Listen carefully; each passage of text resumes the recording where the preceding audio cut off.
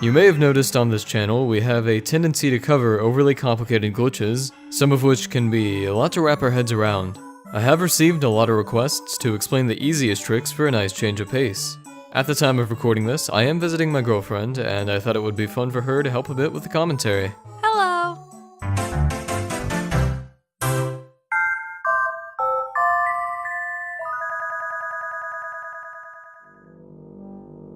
Starting off with the least simple trick on this list, the Chapter 1 staircase skip comes in at number 10. At the beginning of the Koopa Bros fortress, this staircase is meant to be lowered following a fight to reach the bottom floor.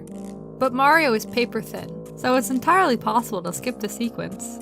From the top step, performing a jump, tapping down for a split second at the peak, then tapping up for roughly the same interval allows us to fall through the floor. Reaching this area early means the switch can be struck from out of bounds.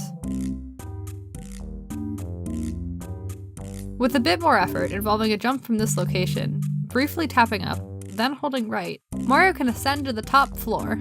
This skips a fortress key, as well as a few brief battles and cutscenes. Block pushing is a common theme in the volcano, but thankfully some instances can be skipped using glitches. There are in fact two methods of skipping this puzzle. The first requires lining up with this corner, using paracarry, holding down left, and canceling airlift with C down at the right time.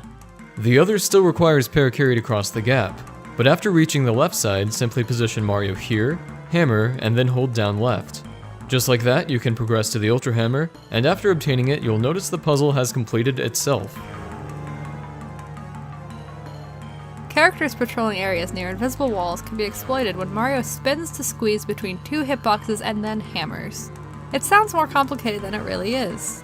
During Chapter 5, by spinning towards Colorado and timing our hammer input, we will clip out of bounds. Navigating to the foreground in this way prevents the Lava Piranha boss from triggering and skips a few cutscenes. It's a feasible, effective, time-saving trick. The beginning of Bowser's Castle can be a bit of a drag.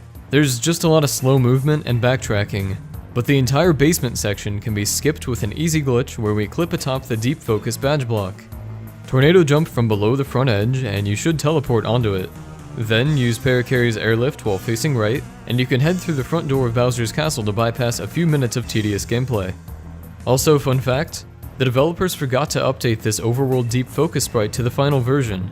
This issue was fixed in the English release. In this portion of Mount Lava Lava, Mario must push a block across the entire room, smash objects impeding the spike stone, and then watch the destruction that follows.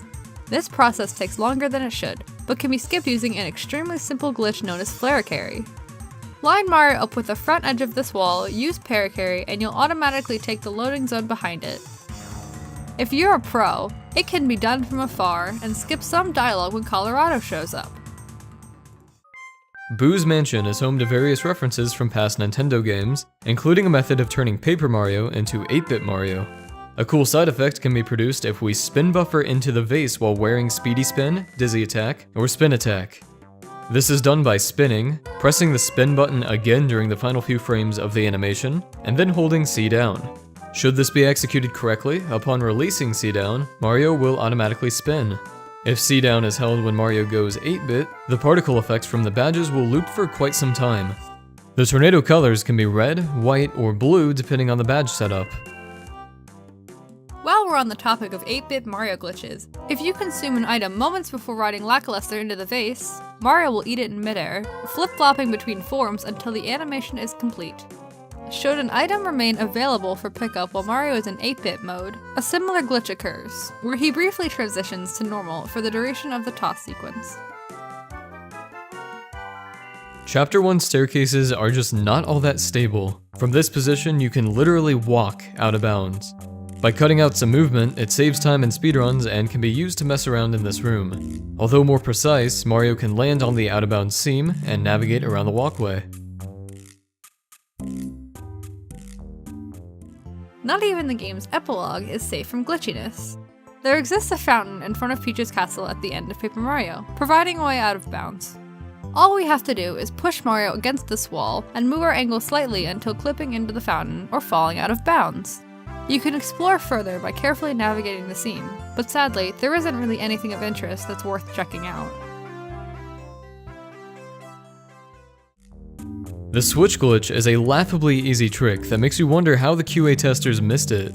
It can be executed in the Koopa Bros Fortress by activating Bombette near the puzzle switch, and then hitting it with Mario. Her explosion during the cutscene results in a sequence where the camera glitches and all the walls spaz out. Pausing the game in certain areas can cause some glitches. For whatever reason, various areas of Chapter 7 are especially notable. During the Schiffer City murder mystery, Herringway accompanies us to the mayor's house. Just before venturing into the walk-in cutscene here, pausing and unpausing causes Herringway to lose his distinguishing features, transforming him into a normal penguin. As a result, his animations break apart through the cinematic, enough to actually crash the game if playing on the Nintendo 64. Later on, when Junior Troopa becomes frozen solid, pausing and unpausing changes his animation for a short time. It's tough to catch, but is easily spotted when viewed frame by frame. A glitch sorta similar to the Herringway one occurs after sleeping at the Chapter 7 Toad Houses, where the innkeepers lose their winter attire. Given the odd circumstances in which these simple glitches occur, there are likely to be others that have gone undiscovered. Our challenge to you? Attempt these glitches on your own. Let us know how they go in the comments. And if you're interested, you can find me at gableda124 on Twitter and Twitch, where I commission, create, and sell gaming-related perlers. You can also find Stryder7x at his Stryder7x things. Good luck with the glitching, and thank you for watching.